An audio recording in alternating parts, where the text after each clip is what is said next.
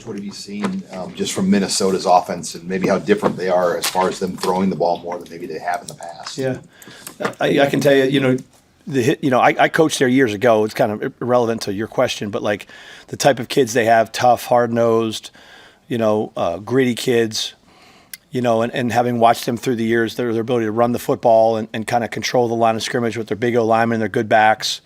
Now they got a good young quarterback, a couple good receivers that you can see. I know the back's been hurt a little bit, so they've gotten away from the run game, and then they've been down in some games to get away from the run game. But I think they're going to try to run the football on us again. I think you'd be a fool not to try that on us. We've got to try to establish the line of scrimmage and then do a good job of affecting, this young quarterback who makes a lot of good throws. What was your impression of the tackling on Saturday and the areas in which you did or didn't? Yeah, when it was interesting. We had a conversation. We were in the pregame watching Maryland's guys, really more specifically the receivers in the pregame, and we knew we were going to play a little bit more zone against Maryland, just because we felt like that would affect the quarterback a little more, and we knew we were going to have to tackle them. And the receivers are big and strong, and I think Sierra did a good job at times of making some tackles, but we did miss a few early in the game to allow them to continue drives, but it's just something we're always going to keep working on. It's going to be easy today. What's the challenge of a short week? Just, kind of condensing things with a day less. Yeah, the number one thing is everything's about getting the players' bodies right. So the good thing is our opponent's coming off a short week as well. So it's not like they have an advantage on us over that. And it's such a state of mind. Having again coached in the NFL for 10 years, you got those Thursday games. That's a 3-day break. At least these guys, it's an extra really day and a half. And really, when you look at it with us, it's about a 12-hour difference from an 11 o'clock start on Saturday. So it's really not that big of a deal as far as how we're approaching our week. But it really comes back to getting the bodies right earlier on the week and making sure while they're getting their bodies and their minds right, we're still like practicing like we did today. We went out there and we were physical in pads and doing what we do, working on tackling, getting off blocks, being physical in our rush plan, and then putting another good day tomorrow with our, kind of locking up first and second down and then get into some third down stuff. But I think the approach is the approach, and the game's coming on Friday. We always used to tell those guys, like the game, they're going to play the game on Thursday, so you better go out there and play well, especially with how we're playing. So you coach a lot of different spots, including the NFL. This is a travel question. The way that Nebraska travels and the kind of care they put into it, is that equal to what you experience in the NFL? In what regard? Like how we quality of travel. Oh yeah, it's insane. This program is elite as far as how they treat the players.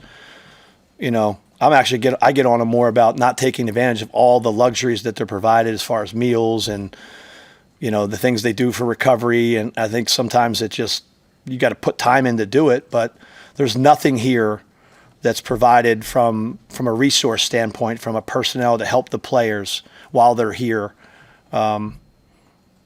As far as, like I said, nutrition, our strength staff, our folks that are in the sports science helping them get ready, how we travel in terms of, everybody's got their own seat for the most part on the bus, how we travel in the plane. If a player comes up here and gives you any type of excuse, they're full of it. I mean, it's a first-class organization as far as that's concerned, and quite frankly, better than some NFL teams as far as that. John, obviously your past D numbers have been so good, and especially those first 5 games, just like abnormally low as far as what you were allowing. What kind of, like, as you're at the halfway point of the season, what kind of stuff, what kind of numbers, like, do you look at yards per attempt? Do you look at interception rate, like pressures? What's the most important stuff that you look at when you're gauging how well this team's playing pass defense? The number one thing is affecting the quarterback, and I think that's the number one thing we did not do last week. And that's not just with the rush. But please do not interpret that the wrong way. That when you're defending the pass, in passing situations, let's say there's a couple passes they did a nice job in some rundowns of throwing the ball to the back in the flat, or they hit that tight end on the seam route, which was contested, but they won that play. But in pass defense, it's really like you have to get into the head of the quarterback with how you're disguising your coverages, how you're rushing, how you're presenting the rush. Is it a 4-man rush look? Is it a 5-man? Is it a 6-man rush look? And then when you talk about your coverages, you really have man, zone, and match. And we probably played a little bit too much zone last week. I probably got a little, I don't know why. I mean, I do know why, but like that's more on me in terms of as the game got further along and we played better in the second half with our pass defense, really, and collectively played better in the second half.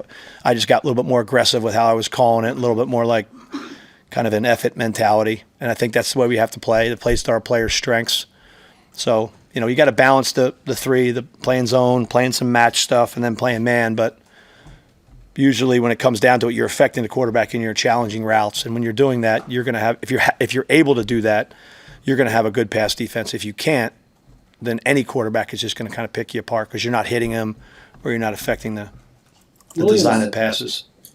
Williams had 8 quarterback pressures this weekend. How well is he playing? And I guess how impressive is that kind of a number? Yeah, well, me and Keith were talking about that the other day. I've never really put much into quarterback pressures because I think that's an interpretative stat. That like what I put a lot into is how many hits on the quarterback are we getting? We're physically hitting them. Because a quarterback just slightly scrambling, they're going to give the closest person there like a pressure.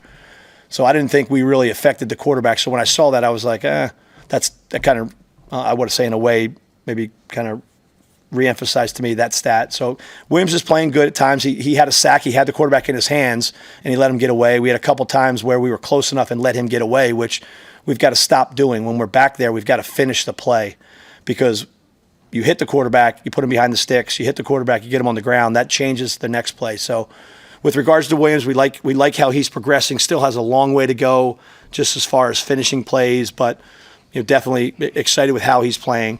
But I would like our guys, our defensive line, our rushers, whoever they like to hit the quarterback more because a hit on the quarterback affects them a lot more than a pressure or a hurry, however those stats come to play. How many hits per game do you want your team to average? 5 minimum. And what'd you get on in this game? 1. And then Will had 1 at the end that they didn't give to him. I think they, the hit when they completed that 20-yard completion on the second to last play of the game or whatever, when they caught it on I think that third down, Will hit him pretty good there. So that was a legitimate quarterback hit. But like hitting him and knocking him on the ground is what you're trying for. So 5 at least. And if you look at the Michigan State game, that was the key to that game. We were knocking the hell out of quarterback. Sorry. And that affected him. That affected how he played that game. And if you're doing that, you're going to have a good day at the office in the pass defense. If you don't, you're not. That's just a simple, and that's a collective thing. That's not just your D-line. That's all of us and me putting together the right plan to go do that. How many times did you guys bring more than 4 at the quarterback last week? Not enough. So did you play more coverage? Is that safe to say? And what goes into your approach each week? Like, hey, we're going to play 7 back versus bring. Well, the approach is, can we get there with 4? And if you think you can get there with 4, you're going to design a plan to do that, whether it's straight rushes or, some games that you run. And then kind of like I said, as I started to see, like we're not getting there with 4, then you have to all right, we have to dial up 5. And we started to do that a little bit more in the second half. And then, the last couple conversions we had, we actually rushed 3 and dropped out 8, but played man-to-man and did some things that affected the quarterback and got him off the spot. So that's what I have to figure out. That's what I have to do more of to help these guys if we're not able to just get there with a 4-man rush. It's twice now this year. The defense has ended the game in those 2-minute drill situations. What does that do for, I guess, the confidence of just how comfortable they feel in those situations? I hope that it is. The Cincinnati game obviously came down to us making a play to win the game, and then this game, after our offense put us ahead, came down. And if you really look at it, I think we gave up a touchdown on the first drive of the second half, and then we had the fourth quarter shutout, which we always have as a goal, but we also had a shutout for the rest of the third quarter. So we really, I think, put together a pretty good second half and just made some adjustments of how we're going to approach the quarterback. And then obviously as it came down to that last drive, if you look at those 6 plays of that last drive, I think 4 of them we clearly were at or around the quarterback to affect him and make him throw it either before he wanted to or to the wrong guy. So that's just what we have to collectively as a defense, players and coaches keep trying to do, because when you do that, you'll be playing all right. How have you seen Deshaun McCullough just impact this defense this year, especially with Matt mentioning that Willis McGahee might redshirt now this year too? Yeah, so Deshaun's been a great addition.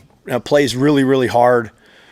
Can do multiple things, can rush the passer, can drop in coverage, can spy the quarterback.